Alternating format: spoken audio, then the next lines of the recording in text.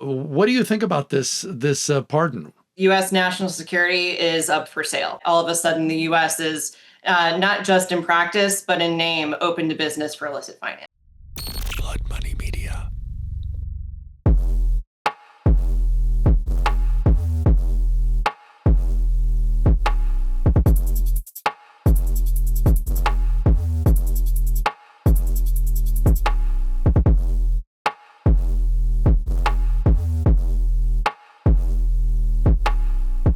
Erica Hanichak.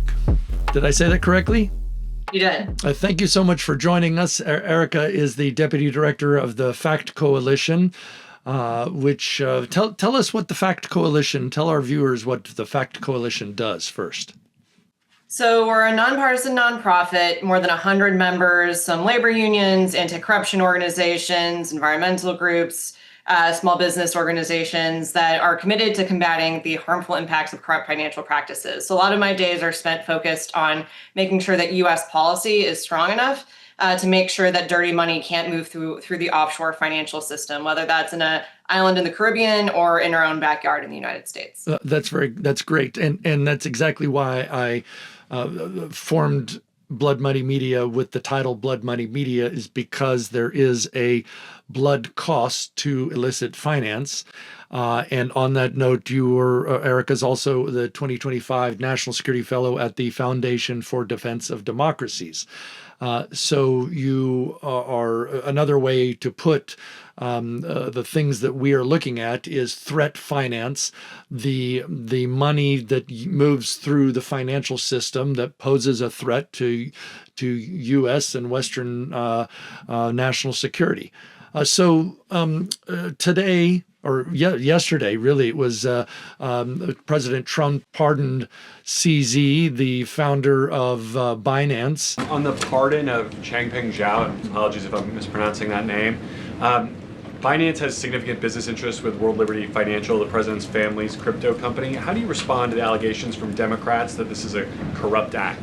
I would respond and say the president is exercising his constitutional authority to grant clemency requests. This was an overly prosecuted case by the Biden administration. What do you think about this pardon?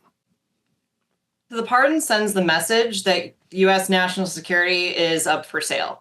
After pleading guilty in a case with the Department of Justice, that Binance, the crypto exchange that CZ led, was responsible for facilitating terrorist financing, child abusers, fraud, other national security harms like sanctions evasion by Iran and North Korea.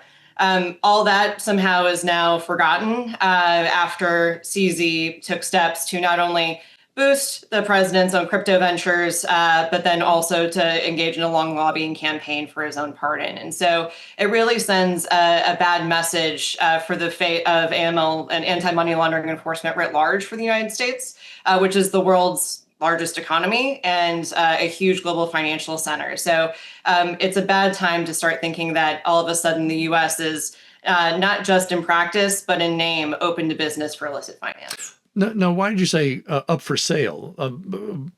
What are we talking about there?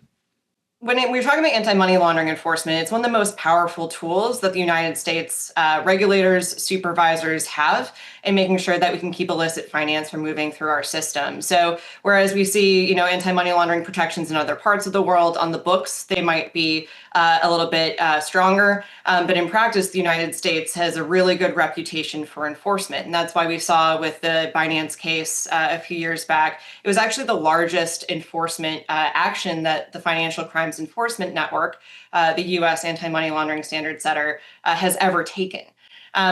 Now, fast forward over the past year or so, we've seen CZ engage in this bigger campaign to support the president's own family crypto venture, make sure that it's successful financially. Again, this long lobbying campaign, it's really created this sense of undue influence that really undermines this broader, very strong reputation the United States has for taking this stuff seriously.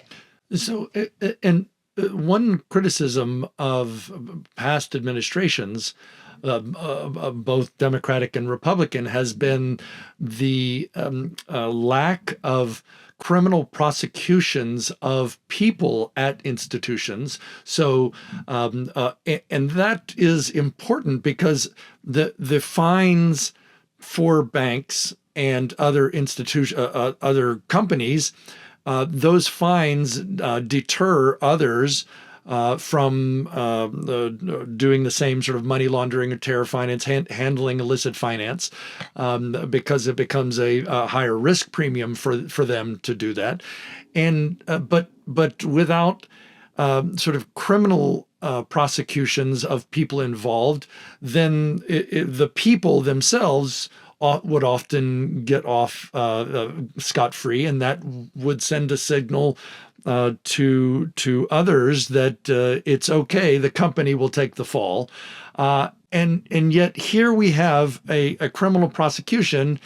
So this is not just a signal to CZ himself, but to the broader industry. Is it just crypto, or is it to more broadly throughout the financial industry? It ripples more broadly through the financial industry. And in general, AML, when we come to talk about the Bank Secrecy Act, that's the law that's been on the books since 1970 to make sure that it's harder for, again, criminals or terrorists to launder money through the U.S. financial system. When we look at that, it's been largely effective. But when we see enforcement actions taken through it, there is a risk, and we've seen this even in this case with finance, that even with massive fines, like with finance, which was, I think, about $4 billion, it just becomes the cost of doing business. That's bad, not only for making sure that we deter the movement of illicit finance through our system, but to make sure that we make good partners out of the private sector to keep that money out. These are the financial institutions at the forefront on detecting, preventing, and flagging some of the biggest cases and instances of money laundering moving through the U.S. financial system. So when we see actions at the highest levels of U.S. government showing that this is just not even just part of doing the cost of business anymore, but actually will undo the biggest implications, the biggest consequences of these actions. It really puts a big for sale sign again on the front of the U.S. financial system saying, come on in, it's okay to put your money here. Maybe it's okay to relax some of your anti-money laundering rules at the banks because we want to make sure we're making business easier to operate within the U.S. financial system, but really it just makes everyone less safe and actually creates a downward pull on what we want to be a reliable and legitimate business environment within the United States. And that matters to everybody who lives in the U.S. and more broadly internationally because of the consequences of money laundering through the financial system, especially at sort of the levels that we're talking about, billions of dollars, all right, trillions of dollars. The IMF and the UN have estimated that the global annual movement of illicit funds is in the multiple trillions of dollars, and that those funds moving through the financial system basically provide the lifeblood for terror finance, drug trafficking, fentanyl, human trafficking, corrupt dictators, which then foments political instability, which then foments wars, and whether it's Al-Shabaab or ISIS, or the flood of migrants out of countries, out of Latin America into North America, in terms of fostering mass migration, in terms of the enriching the institutions or the countries that are antithetical to the U.S., like China and Iran and Russia. So then, on the one hand, you have the Trump administration shooting narco trafficking boats in the Caribbean and rounding up alleged criminals in the U.S. Through ICE. What does this type of activity do for those supposed policy goals like the targeting of the boats? Some of our strongest partners on this work are law enforcement officers, whether they be federal, state, local, and then also national security experts. And when we talk to them, what does it mean to have, strong anti-money laundering protections, to have more information in your hands to go after the bad guys and follow the money? They always say that it's one of the most vital pieces of their work. We see these cases, particularly terror financing cases, but you're talking about also cartels and some of the sophisticated ways that they've learned to launder money. And it makes it really, really difficult to take down broad organizations or even hit the middle layer of their enablers, their financial professionals that they rely on, if you aren't able to track where the money goes. You mean talking about the Corporate Transparency Act, the sort of the ability to be able to see that, or are you talking about the compliance systems that regulate anti-money laundering operations? So we're talking about both. We're talking about both the effort last year to make sure that anonymous companies in the United States or otherwise anonymous companies declare their true owners to the U.S. government. It's a vital piece of information in the toolkit for law enforcement to understand, who might be through various layers of shell companies that are laundering money. But it also speaks to the broader anti-money laundering protections that are already on the books. So that be through banks, whether that be through recently instated, though maybe in question, rules around making sure that we understand who's moving money through private investment. There's been 2 decades of exemptions on that, but we've recently moved to close that loophole. It's really important to make sure that we have a strong AML architecture and infrastructure to make sure that law enforcement can follow the money. Now, fast forward again to the moment we're in now, and the administration seems to be prioritizing an agenda of deregulation over its responsibility to protect U.S. national security and public safety. So whether it's the Corporate Transparency Act, that anonymous shell company law, that's been rolled back, gutted to not cover about 99.9% that of entities Congress had said it should cover, despite that being a bipartisan effort. Again, also in rollbacks and maybe potentially rescoping this investment advisor rule that I mentioned. We don't know what the details of that are yet, but there's a chance that could be reshaped in ways that don't address the biggest risks in a $130 trillion sector. And then in addition, in broader rollbacks, we see on anti-corruption and anti-money laundering writ large. And if I can speak a little bit to this case in particular, the White House responded when pardoning CZ to say this was to challenge the last administration's, quote, war on crypto. If anything, if Binance has been laundering money or facilitating the laundering of money by Al-Qaeda, by ISIS, that's them doing very serious things that Americans fought and died for in real wars. And so, in my own family, we have a close family friend that only escaped the Twin Towers in 9/11 by climbing down 40 flights of stairs. And it's hard for me to think of a coherent U.S. national security strategy when we prioritize industry convenience over the very real national security threats that are facing our nation. And just in terms of crypto, the Trump administration in September sanctioned an Iranian network that was operating in the crypto realm.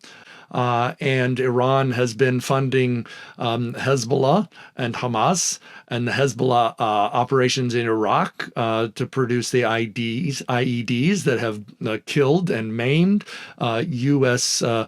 Servicemen and women, and the operations in Latin America that are tied to the narco trafficking are tied to Iranian Hezbollah agents.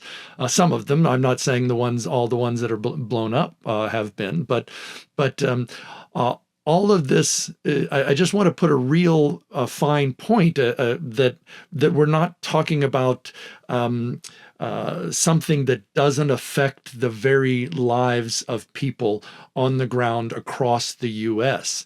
We're talking about activities, money laundering activities that affect everybody in the U.S. I think there were something like 50,000 deaths last year from fentanyl alone. All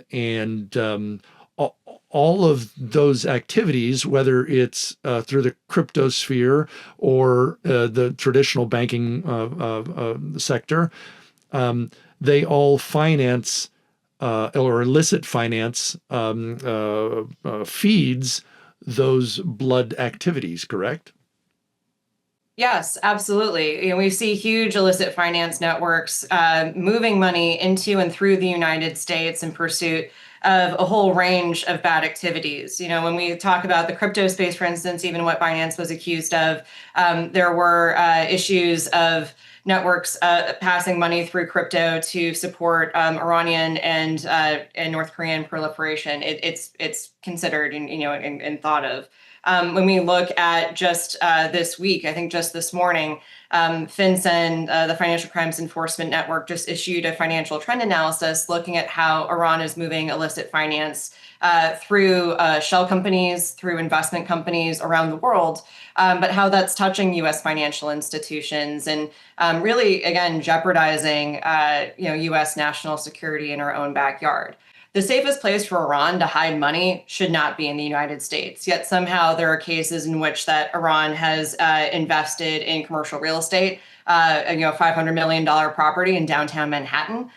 We've seen cases of Iran moving money through residential real estate out west. Smaller dollar properties, but under the radar of other checks. And so that's why we need to be tightening some of these protections rather than loosening them, which seems to be the direction that we're heading in.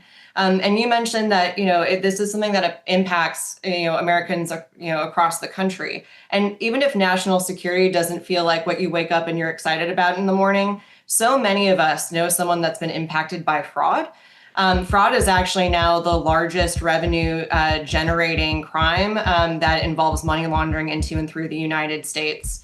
And we see crypto being a tool used to launder that money, those proceeds of fraudulent scams, whether they be romance scams or job, work scams.